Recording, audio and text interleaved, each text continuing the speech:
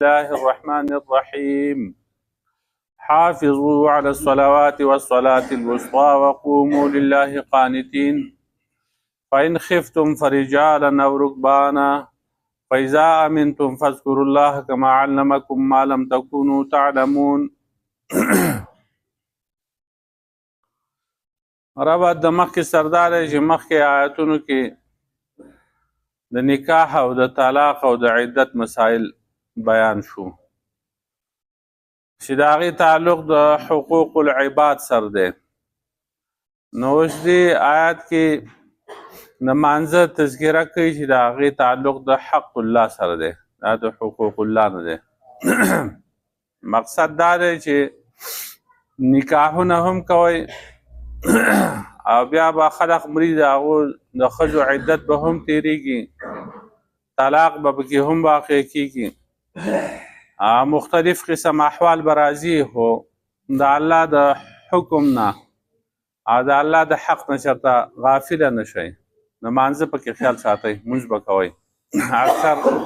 په ښادیانو کې یا په غمونو کې خلق د مانځه نه غافله وي، مونځ نه کوي. نو حافظو علی الصلوات، حفاظت کوئ د مانځه، د ټولو منځونو حفاظت کوئ. ټول منځونه چې کوم دی هغه سره د خپلو شرایطو آدابو سره هغه په خپل وخت باندې په خپل ځای کې ادا کول دي، سره د خشوع او د خضوع نه. یو منځ کول دی، یو حفاظت د مانځه دی. حفاظت د مانځه دا دی چې هغه په عاجزۍ سره وشي، په خشوع خضوع سره، په امامت سره، او د هغې د ټولو شرایطو او آدابو خیال وساتلی شي. اکثر خلق هغه د مانځه نه غافله وي.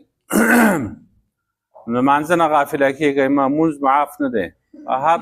وخت کې چې کوم دی هغه مونځ به کوي. د کلمې نه وروسته چې کوم د کلمه چې سړي ووایي نو د هغې نه وروسته اولنۍ فریضه هغه د مانځه ده. نو مونځ به ادا کوئ.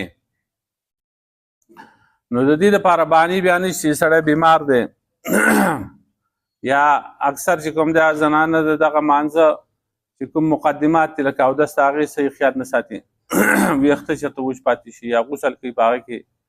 ویښته وچ پاتې شي، یا ناخن پالش یا دغه څیزونه لګوي په هغې کې اوبه ښکته هغه څرمنې ته نه رسي.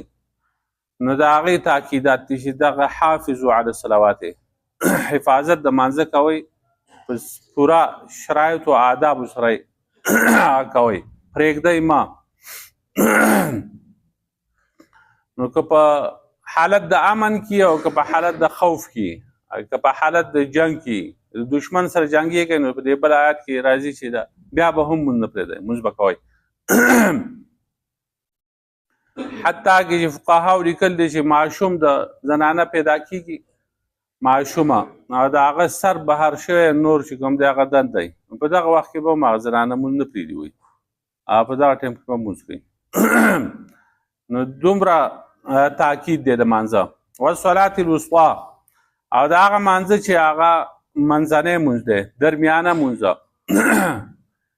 د هغې خیال ساتئ. درمیانه مونځ کې چې کوم دی ډېر شي اقوال، تقریبا 18 اقوال مفسرین ذکر کړي دي. څوک وایي دا د سهار مونځ دی، څوک وایي د ماسپښین مونځ دی، څوک وایي د مازدیګر مونځ دی، څوک وایي د ماښام مونځ دی، څوک وایي د ماسخوتن مونځ دی، څوک وایي د جمعې مونځ دی، څوک وایي د وترو مونځ دی. دا مختلف اقوال دي. غوره قول پکې هغه دا دی چې دا د مازدیګر مونځ دی، چې هغه منځنی ځکه دی چې 2 مونځونه د دې نه مخکې په ورځ کې دي او 2 مونځونه د دې نه وروسته په شپه کې دي. د سهار او د ماسپښین مونځ د دې نه مخکې دی،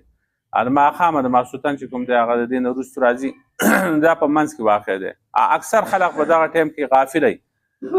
که دوکانداران دي په دغه ټایم کې ګاهک راشي، بیا وایي په موږ ناوخته کېږي، زموږ سودا موږ له پوره کړه چې ځو واپس.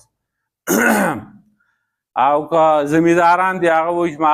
ماښام کېږي را باندې، خو دا کار به مخکې سر ته ورسوو بیا به کور ته ځو. او که عام خلق دی هغه په خپل نوکرو او په دې کې دفترونو کې ناستي،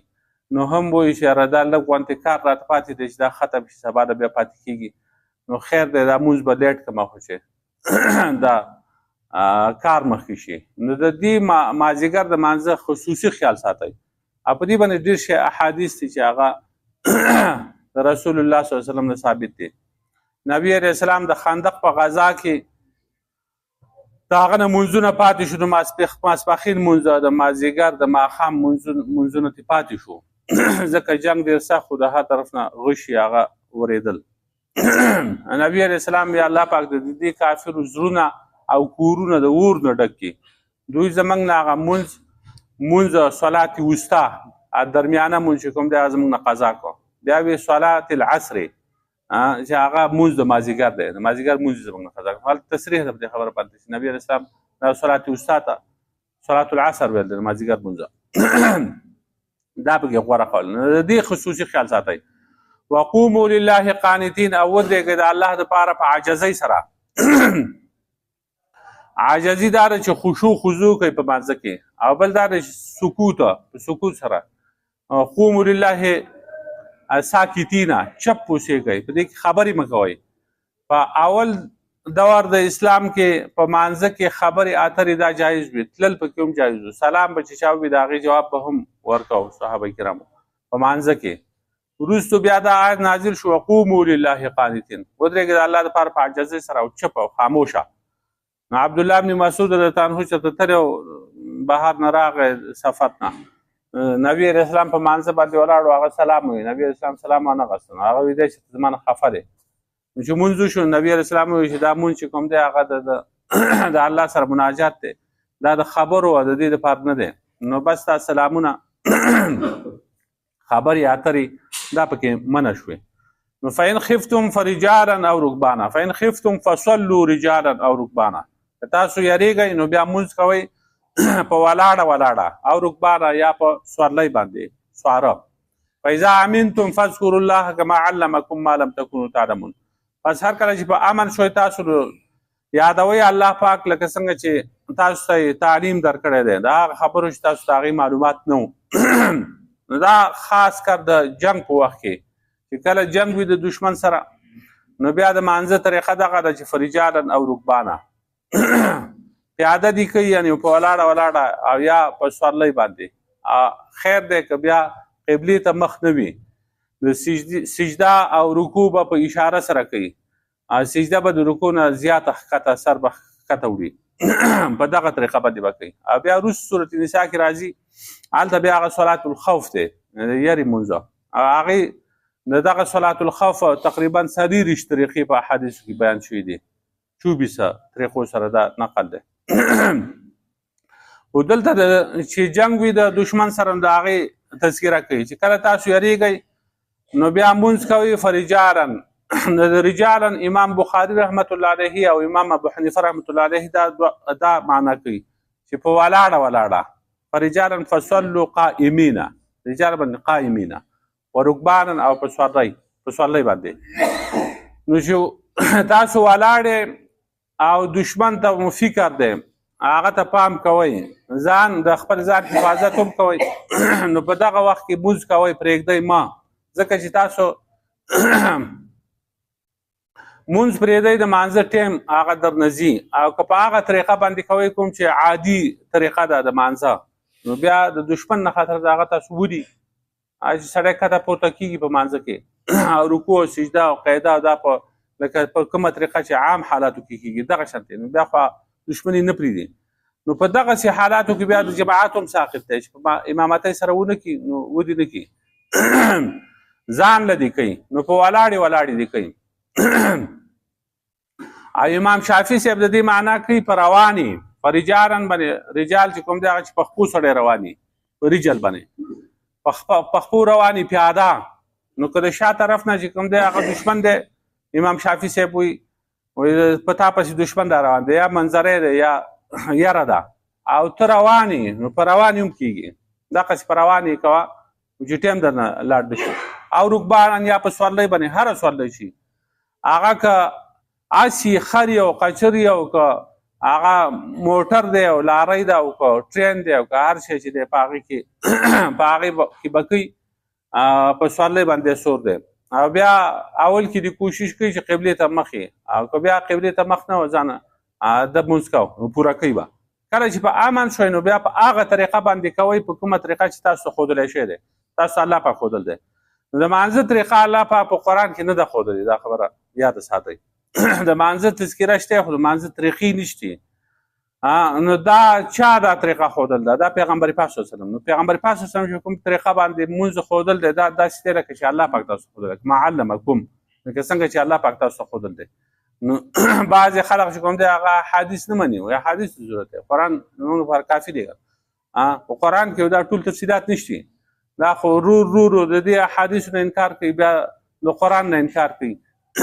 بیا دا دین چې کوم دی هغه ونړئ ختم یې کړي کوم منځ کې واسطي دي هغه راویانو باندې جرح کوي علماو باندې اعتراضونه کوي داسې رو لګیایي جو د دې مقصد دا چې دا د حدیثو دا سلسله دا کمزوره شي چې هغه کمزوره شي خو په قرآن باندې خو ځان نه پوهېږي دا څه تفصیلات دي په قرآن کې دا د حدیثو نه موږ زده کوو او خلقو ته ښیو چې دغه حدیث ته لري کې په دې قرآن باندې دا والله که سړی په پوه شي نه پوهېږي په دې باندې چې دا څه باره کې دا قرآن نازل شوی دی دا ولې نازل شوی دی د شاته پس منظر څه دی څه دي شاته دا هېڅ نه معلومېږي بغیر د دې احادیثو د صحابه کرامو د اقوال نه هغه پکې ضروري دي نو کله چې تاسو به امن شئ نو بیا یادوئ الله پاک یعنې مونځونه کوئ که ما علمکم لکه څنګه چې تاسو ښودنه کړه او ښودنه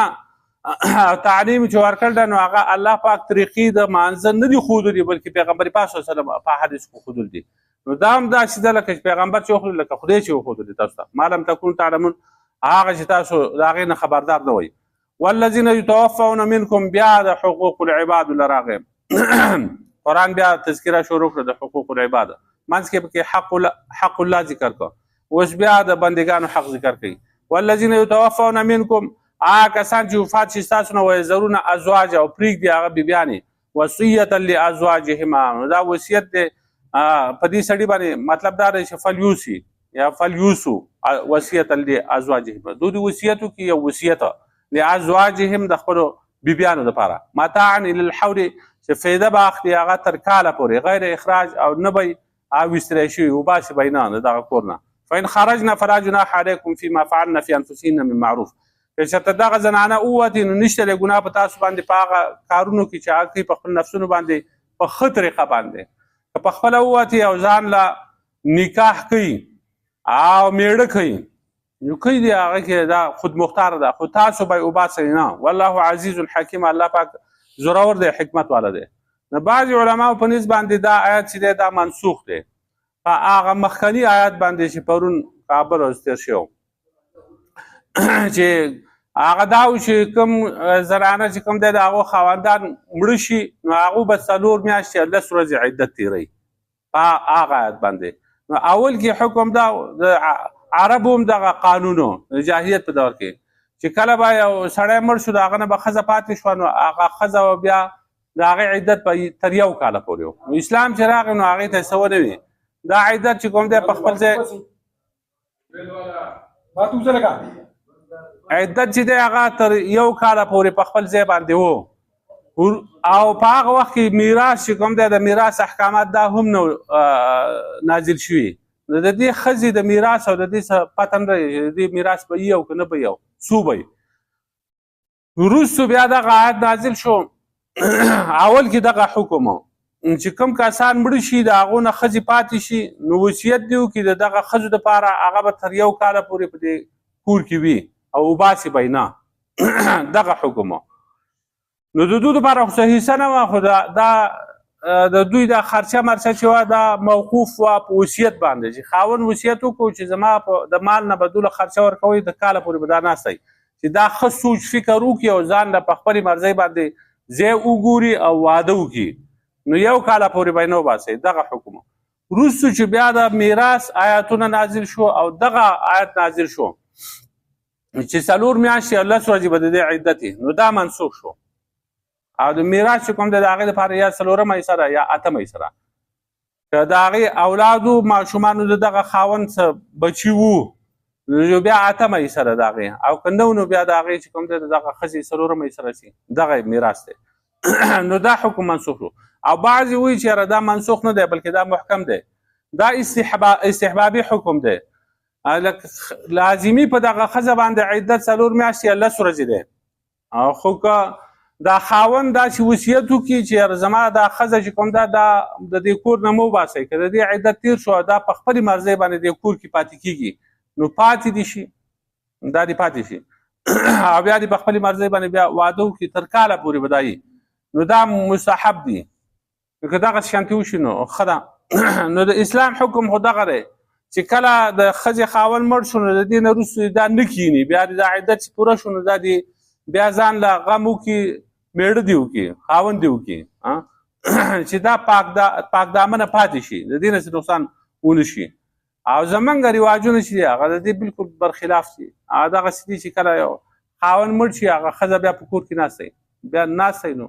د هغې بیا څه یي هم نه، د خاوند نه ورته هم څه نه پاتې، نور خلکو باندې بیا بوجي وي ځوانه ښه ځوانه. لکه د واده قابل بعض خو هغه چې هغه د واده قابل نه بوډۍ را خو خیر دی، د هغې باوجود په دغه کور کې ناستی واده نه کوي، نو هغې نه بیا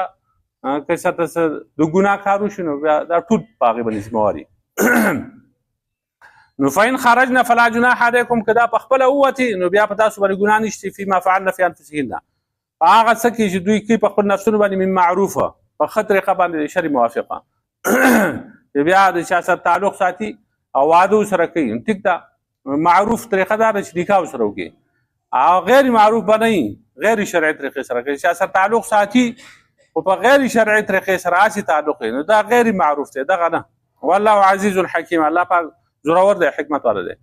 وللمطلقات متاع بالمعروف، او د طلاق شوو زنانو دپاره فایده ده په معروف طریقه باندې د شرع موافق. حقا علی المتقین،